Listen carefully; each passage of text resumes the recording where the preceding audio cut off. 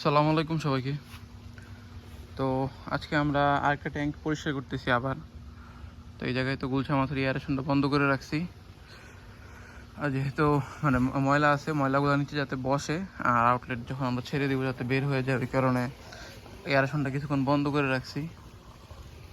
তো ওইদিকে আমরা এইদিকে আবার এই যে কিছু খাবার আমাদের পাঙ্গাসের ওয়েস্ট হয়েছিল, এগুলো আমরা ফেলাই না, আবার শুকাই দিছি, বিকালবেলা দিয়ে দিব এই কারণে। আর এদিকে আমাদের শিং মাছের ট্যাঙ্ক পরিষ্কার চলতেছে আবার। আমরা প্রতি 15-20 দিন পর পর একটা ট্যাঙ্ক ভাবে পরিষ্কার করবো ভাবছি, কারণ নিচে অনেক ময়লা থাকে, এটা খুব সমস্যা। সেম সিস্টেম, আগে নিচে একটু ঘষা হয়েছে, তারপরে পানিটা ঘুরানো হইতেছে যেন ময়লাটা নিচে জমে। এদিকে ময়লা বের হইতেছে মোটামুটি। আমরা প্রত্যেকটা ট্যাঙ্কি প্রতি চিন্তা করছি যে 20 দিন পর পর এরকম করে পরিষ্কার করব, তাহলে দেখা যায় যে আমাদের মাছে যে কোনো রকম ইনশাল্লাহ প্রবলেম হবে না। ফাঙ্গাস বা ভাইরাসের জনিত যে কোনো সমস্যা ইনশাল্লাহ এগুলা আর আশা করতেছি না হবে। তো শিঙে ওই কারণেই আমরা একই কাজ করতেছি। এই যে মাছ লাফাইতেছে,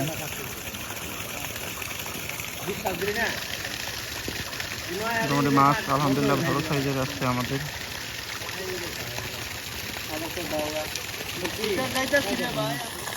এইদিকে ওই যে আরো মাঝখান থেকে যে ময়লাগুলো বেরোইতেছে ওগুলো তোলা হইতেছে, পাতা টাতা অনেক কিছু আছে।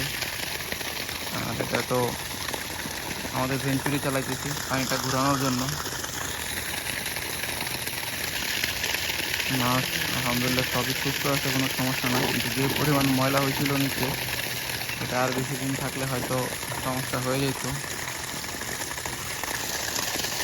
আমরা আবার এদিকে পানিও দিতেছি ট্যাঙ্কে, দুটো একসাথে চলমান।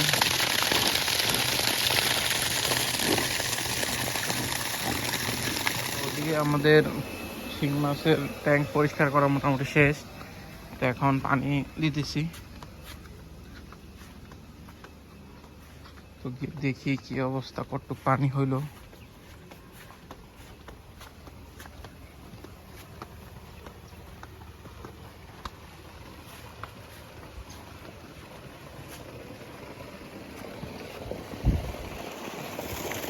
তো পানি মোটামুটি হয়ে গেছে, মানে পোনা উঠে গেছে প্রায়। তো আমরা এখনো ভেঞ্চুরিটা চালাই রাখছি। ভেঞ্চুরি চালানোর ফলে অনেকক্ষণ চালানোর ফলে যে ময়লাগুলো বের হয়েছে ভাই, এইগুলা যদি আর বেশি দিন থাকতো তাহলে আমার মাছে আবার ভাইরাস ধরে যেত। আলহামদুলিল্লাহ এখন আর ইনশাল্লাহ আমার মনে হয় না যে সেরকম কিছু হবে। একটা পাঙ্গাস মাছ দেখা গেল যে ই করলো। তো এই তো যারাই বিশেষ করে বায়োফ্লকে, পুকুরের ব্যাপারটা ভিন্ন, কারণ পুকুরে নিচে মাটি থাকে, কিন্তু বায়োফ্লকে তো আর নিচে মাটি থাকে না, নিচে একদম এরকম তারপলিন দেওয়া থাকে, যে তারপলিনে ময়লাটা অনেক সময় বসে যায়। তো আমাদেরও তাই হয়েছিল, নিচে ময়লাটা বসে গেছিল।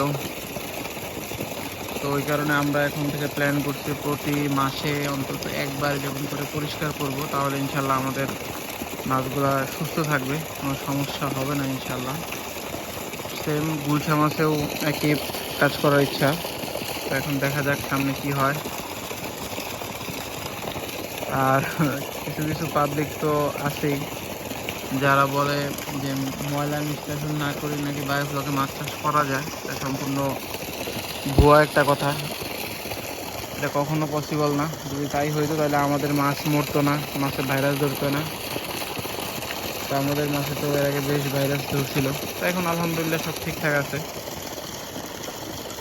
সবাই আমার জন্য দোয়া করবেন আর চেষ্টা করবেন প্রতারণার হাত থেকে দূরে থাকতে।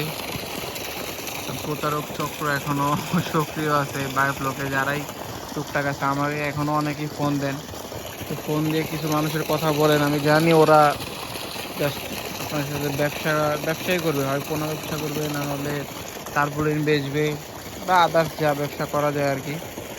আপনারা চেষ্টা করবেন এদের থেকে দূরে থাকার। বায়োফ্লক খুব কঠিন কিছু না, হ্যাঁ, কিছু জিনিস বোঝা লাগে, তো সেটা আস্তে আস্তে করতে করতে ইনশাল্লাহ শিখে যাবেন। এটা কোনো আহামরি রকেট সায়েন্সের কিছু না। সবাই আমার জন্য দোয়া করবেন। আমরা চেষ্টা করতেছি প্রতিনিয়তই ভিডিও দেওয়ার, যদিও আমাদের ভিডিও এত কোয়ালিটিফুল না, চেষ্টা করি আর কি। আমাদের তো অভ্যাস নেই এখনও, মানে অভ্যাস নেই বলতে এখনও অভ্যাস হয় না, আমরা ক্যামেরার সামনে কথা বলতে পারি না, ওই জন্য ওইভাবে করে ভিডিও করা হয় না। তো ইনশাল্লাহ আস্তে আস্তে ইচ্ছা আছে, দেখা যাক। তো আজকে এই পর্যন্তই, সবাই আমার জন্য দোয়া করবেন।